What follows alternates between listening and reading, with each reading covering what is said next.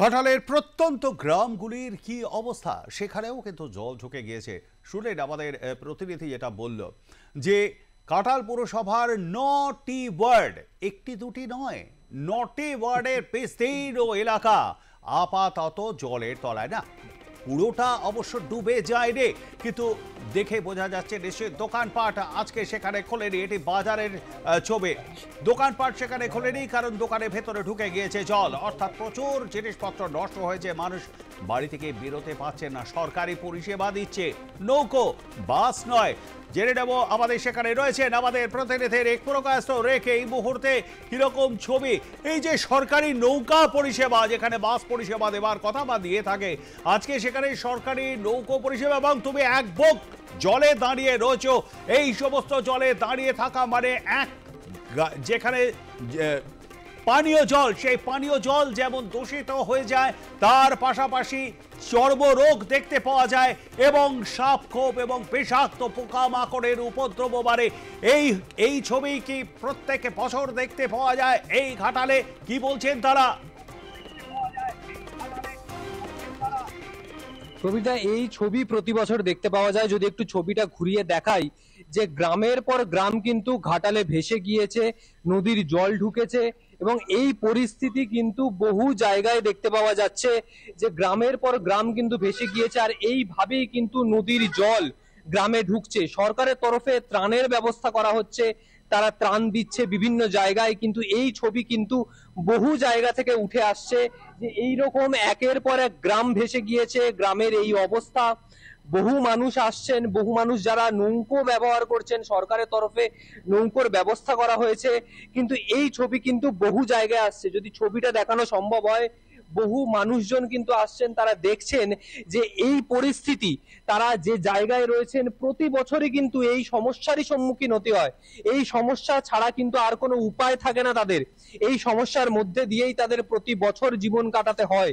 তাদের বছরের একটা সময় এই রকম পরিস্থিতির মধ্যে দিয়েই চলে, কারণ এই পরিস্থিতি তারা প্রতি বছরই দেখছেন। প্রতি বছর তাদের বাড়িঘর ডুবে যাচ্ছে, প্রতি বছর এই ছবি উঠে আসছে।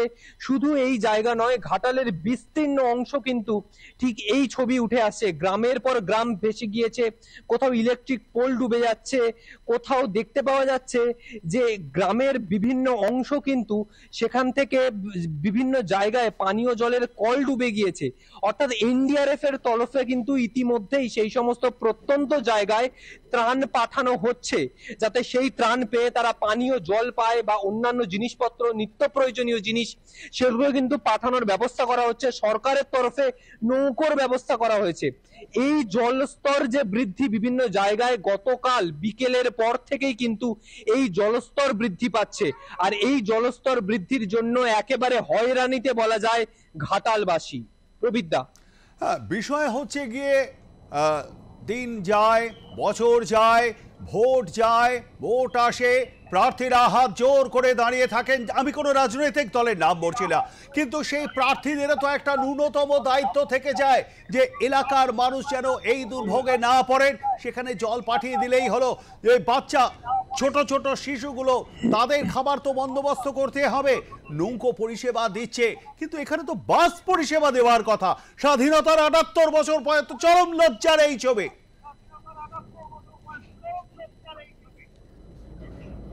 একদমই, স্বাধীনতার ৭৮ বছর পর ছোট শিশুরা বহু গ্রামে রয়েছে।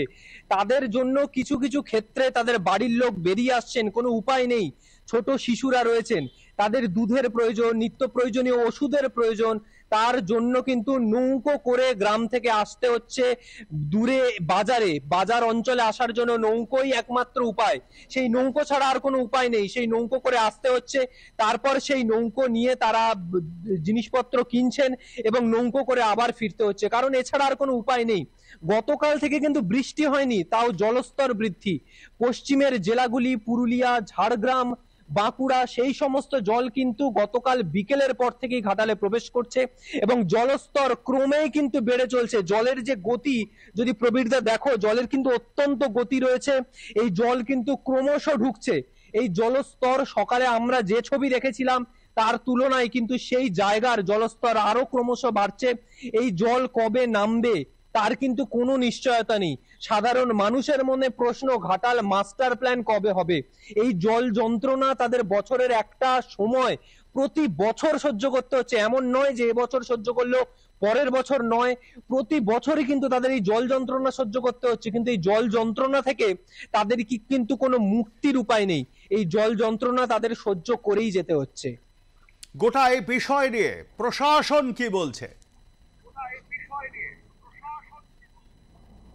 প্রবিধা, প্রশাসনের তরফ থেকে জানা যাচ্ছে যে ইতিমধ্যেই ত্রাণ শিবিরের ব্যবস্থা করা হয়েছে বিভিন্ন জায়গায়।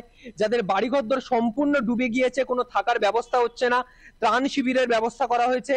এবং বিভিন্ন জায়গায় কিন্তু প্রশাসনের তরফে খাবার জল বা পানীয় পৌঁছে দেওয়া হচ্ছে।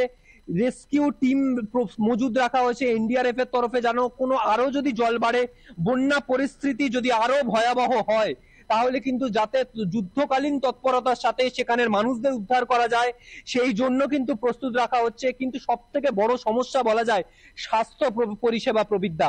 কারণ এই স্বাস্থ্য পরিষেবা অত্যন্ত গুরুত্বপূর্ণ। বন্যার জল পানীয় জলের সাথে মিশে গিয়েছে, জলের টিউবওয়েল অনেক জায়গায় ডুবে গিয়েছে, ফলে পানীয় জলের ক্ষেত্রে কিন্তু একটা বড় সমস্যা দেখা যায়। এছাড়াও জলবাহিত বিভিন্ন রোগ দেখা যায়, কিন্তু সেই ক্ষেত্রেও কিন্তু প্রশাসন ইতিমধ্যেই ব্যবস্থা নিচ্ছে, তৎপরতার সাথে ব্যবস্থা নিচ্ছে। তারা মনে করছে যে আগামী সময়ে যাতে কোনো সমস্যার সম্মুখীন হলে তারা যাতে যুদ্ধকালীন তৎপরতার সাথে সেই পরিস্থিতি সামাল দিতে পারে, সেই প্রচেষ্টাই করছে। একদমই তাই। পরিস্থিতির ওপর নজর রাখো রেখা। আবারও পরবর্তীকালে তোমার সঙ্গে আমরা যোগাযোগ করব এবং অন্য একটি গ্রামের ছবি নিশ্চয়ই তুমি আমাদের দর্শক বন্ধুদের সামনে তুলে ধরতে পারবে। কথা বলছিলাম আমাদের প্রতিনিধির এক পুরো কাস্তের সঙ্গে। এই মুহূর্তে রয়েছে ঘাটালের প্রত্যন্ত একটি গ্রামে।